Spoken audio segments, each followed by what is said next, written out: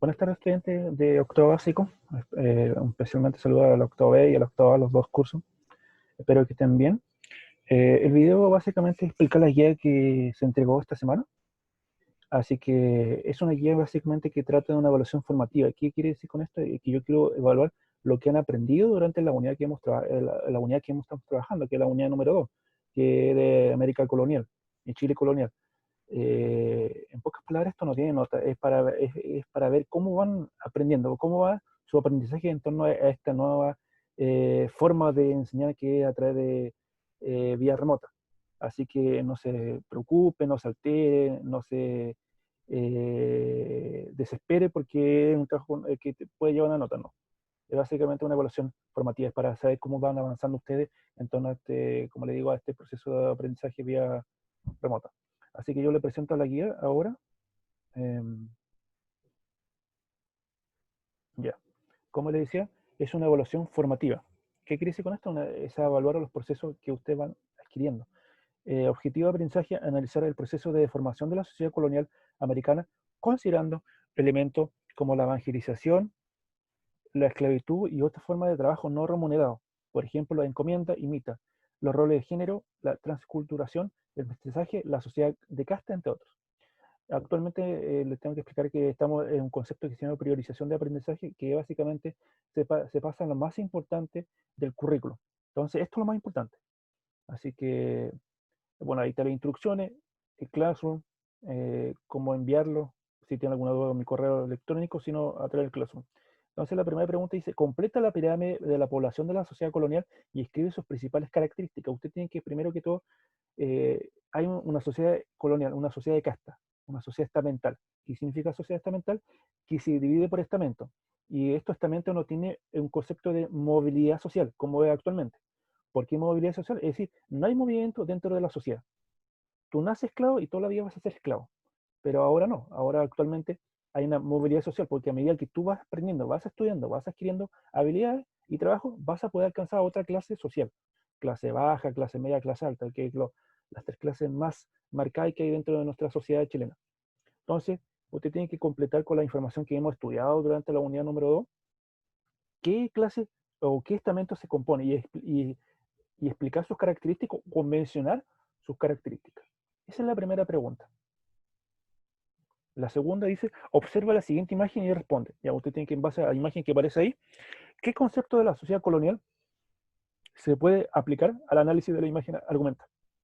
Dice, ¿qué concepto de la sociedad colonial se puede aplicar al análisis de la imagen argumenta?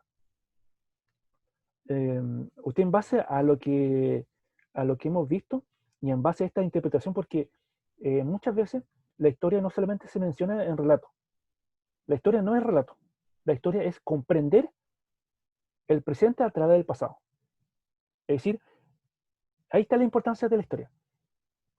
Tiene que estudiar el pasado para comprender lo que está pasando en el presente. Por ejemplo, si nosotros lo retrocedemos al 18 de octubre del año 2019, de la gran estallido social o revolución social o como se llame, eso hay que comprenderlo qué pasó hace 30 años atrás. ¿Ya? Desde la golpe de Estado en 1973, la dictadura militar, porque no es un gobierno, es una dictadura militar, eh, la vuelta a la democracia y todos los periodos de la concertación, todos los jueguitos, los trucos que hicieron para favorecerse a ellos, después vino el gobierno de Piñera, la nueva mayoría, todo eso genera un cierto malestar dentro de la sociedad. Y a medida que va sucediendo cosas, va explotando, va adquiriendo, va subiendo, hasta que llegó la subida del metro del 30 pesos, que explotó. Esa fuerza, ese enojo de las personas explotó. Entonces, para poder entender ese proceso, hay que ver qué es lo que pasa anteriormente. Nosotros, esa época, meses antes hubo el gran paro de profesores 2 meses, porque había un malestar dentro del profesorado. Anteriormente hubo paro de estudiantiles, paro de secundario, la gran revolución pingüina del año 2011, del año 2006, eh, muchos movimientos, lo de Aysén, diferentes comunas, provincias, en un momento la movilización de los pescadores. Entonces, todo eso y todo lo que está pasando, por ejemplo, la subida de los precios, las pensiones, la, el sistema de salud, el sistema de educación, todo eso genera rabia. Y eso explotó el 18 de octubre. Por eso es importante estudiar el pasado para poder comprender el presente. ¿Ya?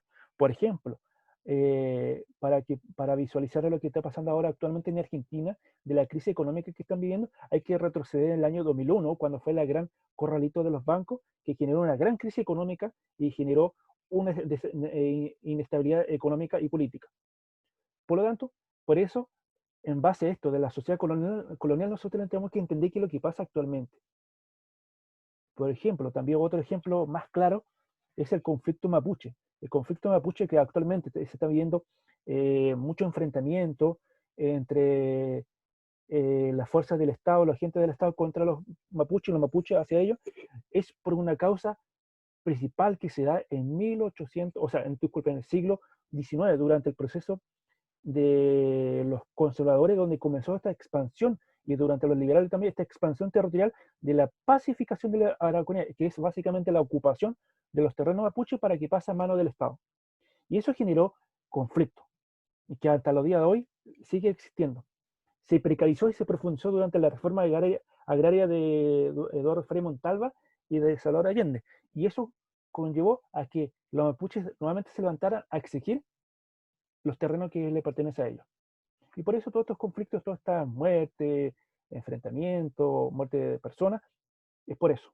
Entonces, para comprender esas situaciones hay que estudiar el pasado. Y esto, el pasado se puede estudiar de muchas cosas. Está la historia oral, que es la que comenta las personas. Está la historia escrita, la fuente literaria, la historiografía. También está la interpretación de imágenes, de gráficos. Entonces hay muchas fuentes para poder comprender y entender la historia. Es básicamente interpretar, analizar y evaluar. Entonces, ¿qué concepto de la sociedad colonial se puede aplicar al análisis de la imagen? Entonces, ¿qué elementos de la sociedad colonial usted ven en acá? ¿Ya? En base a esos elementos, usted tiene que analizarlos y explicarlos y argumentarlos. 3. Lee el siguiente texto y responde a la pregunta 3. Entonces, veamos primero qué pregunta. De acuerdo con el autor, ¿cuál fue el factor principal que le permitió al surgimiento del inclinaje en Chile? Entonces, ¿cuál fue el factor fundamental que permitió el surgimiento del inclinaje en Chile?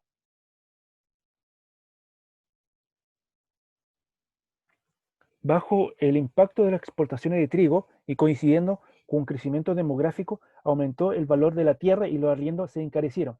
Obligaba a pagar pesados arrendamientos en especie o en dinero de los terrenos marginales, los arrendatarios pronto tuvieron que optar por alquilarse en forma de jornaleros. Hacia fines del siglo XVIII, en algunas zonas las llamaban inquilinos, ya constituía un recurso laboral más importante que el de los habituales peones agrícolas. Muchas personas cuando arriendan su casa hablan, yo tengo un inquilino. Entonces uno se queda dando vuelta, ¿qué significa este concepto de inquilino? Inquilino básicamente es que arrienda un lugar. Entonces en esa época los arriendos eran muy caros. Entonces la gente no podía pagarlo. Entonces, ¿qué podían? Entregar su trabajo en pos de un arriendo. Y eso fue el proceso de alquilar, arrendar. Entonces ellos alquilan su trabajo por arrendar una casita dentro del propio terreno del hacendado. Y eso fue más fuerte porque ellos pudieron trabajar en muchos momentos. Los peones no, los peones venían a cumplir su jornada de trabajo y se iban. Así de simple. Los inquilinos no. Lee el siguiente texto y responde la pregunta 4.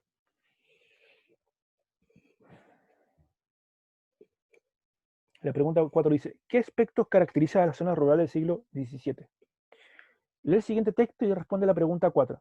Pastores, vaqueros y arrieros fueron distribuidos por los hacendados en puntos clave del interior de sus tierras. En los límites, la rinconada invernada, las pequeñas pampas por donde el ganado pasaba en diferentes épocas del año.